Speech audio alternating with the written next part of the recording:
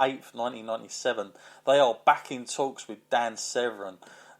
These talks between Severn and WWF, I mean, they look like they're going a lot harder than what it was to get Shamrock over. But there seems to be this big kind of huge sort of fixation from the WWF or Vince McMahon or whoever to get Dan Severn in. And whether they're trying to spark the rivalry that they had from UFC and they're trying to bring that in to WWF is anyone's guess. But Severn is, just to talk about Severn just briefly, Matt, Severn is a completely different animal to Ken Shamrock in terms of the crossover. Severn worked as a pro wrestler, but in terms of charisma, Matt, I don't think he was quite up to scratch. And the look of Severn, I'm not sure it was all there. I'm not doubting this guy wasn't a fantastic, fighter, but I think in terms of what WWF product and fan appeal, how difficult is that to sell Severn in the same way they're trying to do Shamrock here? Yeah, I mean, they're two very different kind of personalities for one thing, and also, like you said, he's a great fighter, but I think Shamrock is a much more marketable kind of person. He has a great look about him, and and that dynamic you said just now about when he snaps and everything, I think that really caught on with fans. And sometimes it takes a little bit of luck like that to get you over as well. Yeah.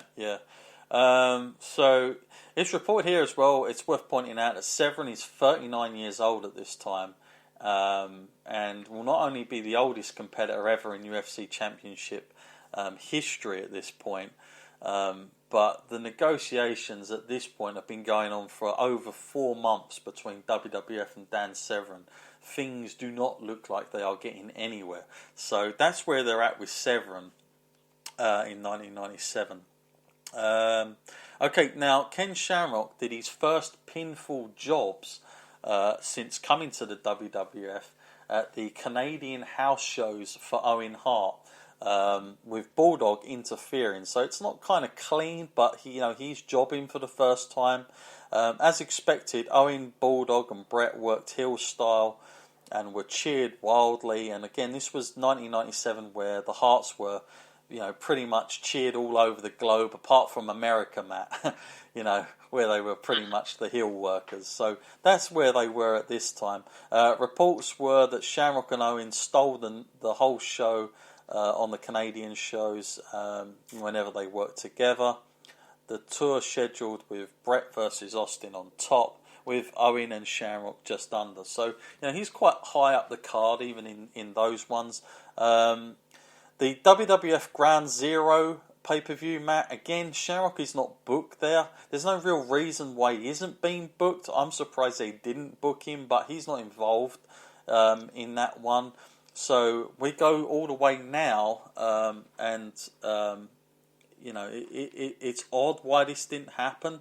And there's no real knowledge as to why they just didn't have him scheduled in. So yeah, nothing that I can see anyway. So we have now to jump to October 6th, Matt, of 1997. After several days of numerous conflicting reports here.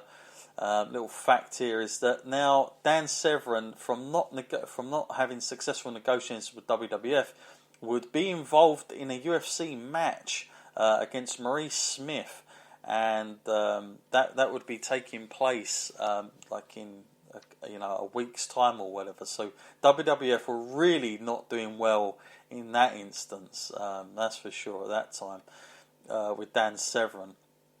So yeah, not too good at all.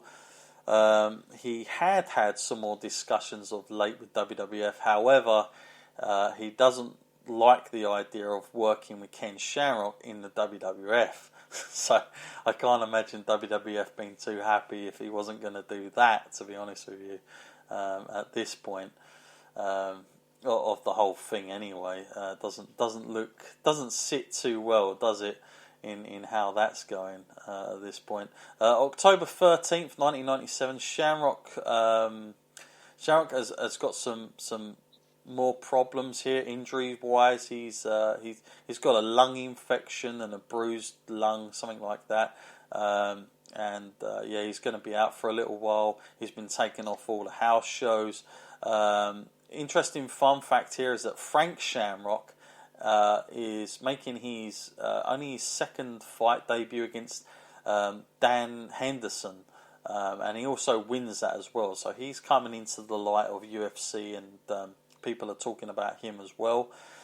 Finally, Shamrock is back in action on the 11th of 10th house show, where this time WWF title is on the line, and it's Bret Hart beating Ken Shamrock. Never got that on too much on WWF TV, which was a real shame. Also, they run a match in a triple threat style where Bret beats both Ken Shamrock and Hunter Hearst Helmsley. Apparently these matches are very, very good on the eye. October 27th, 1997, the complete Survivor Series card is pretty much named up. Ken Shamrock will be involved in the 8-man elimination matches. He's going to be teaming up with Ahmed Johnson, LOD, up against the NOD, DOA at the time. So it's a confusing thing all there. But that's when they had those kind of like, when they branched off the Nation of Domination, Matt, I'm sure you remember that, and they kind of went their own separate ways at the time. I think it's fair to say, Matt, that at this point, does it seem to you like WWF have kind of dropped the ball slightly with Shamrock, or they're at a position where they don't quite know how to use him at this point, or whether there's too much going on at the top politically? I mean, what do you think's happening at this point for Shamrock? I mean, I know he's got injuries reported here, but he doesn't seem like he seems like he was being very well protected, and it was a slow burner. But now it seems like WWE are slightly clueless what they're doing with him here. Yeah, it did feel that way. I mean, it felt like you said that he was being well protected. It just feels like the people at the top, like Shawn Michaels and everything, and that. I mean, we know like they like to stay at the top, and someone like Shamrock coming in could be kind of intimidating, especially given the fact that he comes from the UFC. So there's a lot of factors like that, I guess, and a lot of other superstars were just catching their big breaks, I suppose, at the time as well, weren't they? We got people like Austin coming into this, and you got like The Rock and all that on the way up. So I guess it was a highly competitive kind of time zone. I mean, there was a lot of free space to move around, but people were moving into that and wanting to showcase what they got. So him coming into wrestling like kind of as a fresh face, it was probably like, although like it was a huge transitional period, it might have been one of the most difficult periods as well, because there was no clear direction WWF was going to take at this time. It was just whoever could get in there first. Sure. Yeah. No. Absolutely. You're right. It looks very confusing what's going on there. The house shows Ken Shamrock's involved in at the moment is up against... He's beaten Hunter Hearst Helmsley like numerous times here. There are a lot of wins for Shamrock at this point. Hunter Hearst Helmsley's coming back off of an injury, but he's really jobbing for Ken on the circuit of the house shows around this time in early November, it's reported. Now, we get into... Madison Square Garden, there's a house show there as well, and Shamrock's involved up against Rocky Maivia. It's the first time these two is reported to be going up against each other, so it's like the first initial outing. It goes down very well. Apparently a lot of the officials backstage are kind of penciling this in as a decent program to run at a certain point. Survivor Series itself comes along, 1997. Of course, the infamous screw job is going on at this time. I'm sure we'll cover that at some point. In Ken Shamrock's match, it goes on at number 5. It's Shamrock, Ahmed Johnson, and the Legion of Doom who get the victory.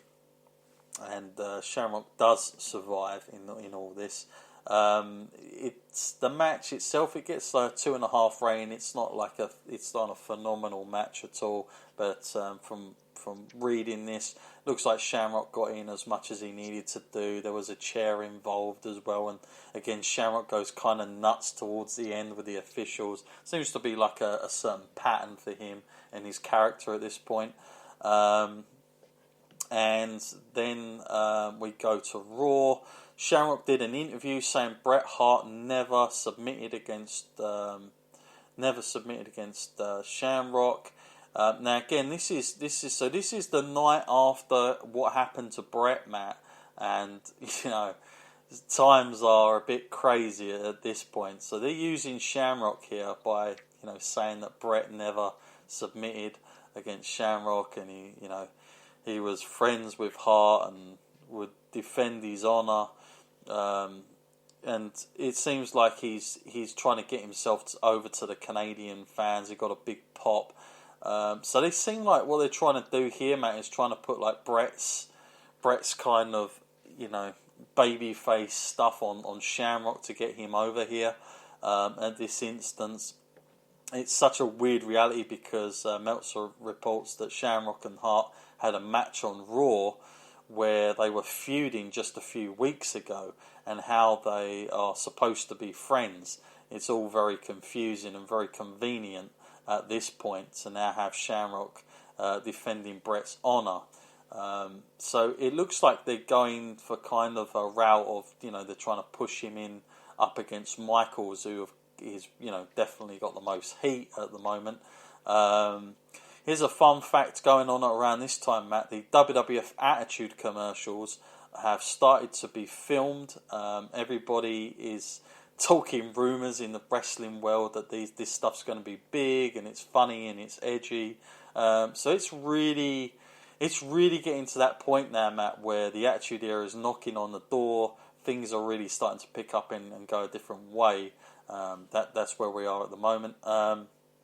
Just a few notes here. Shamrock filmed an episode on CBS TV show Nash Bridges. Never heard of it, I've got to say, by the way. During the week, Dan Severn may also be in the episode, although they won't appear together. Severn made absolutely sure of that before finalising the deal. So that's interesting, Matt. Those two getting on really well, as you can tell.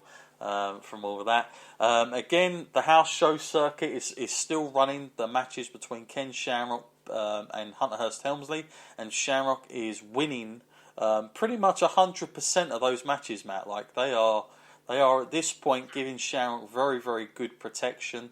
I think as far as a win-loss record goes here, Matt, you definitely wouldn't argue they're not doing him a disservice there. He is winning pretty much all the time effectively, and if he's losing, Matt, it's probably due to some sort of they're still protecting him in the sense that they're giving him that babyface rub where it's an interference or something. So it seems like they are kind of still committed to Shamrock in that sense, but in a creative sense it seems like they're slightly lost. Then we go to another Raw, and this is in, of course, early December. Shamrock's beating Savio Vega in just over 5 minutes with an ankle lock. Meltzer reports that this match wasn't good, just didn't have the chemistry.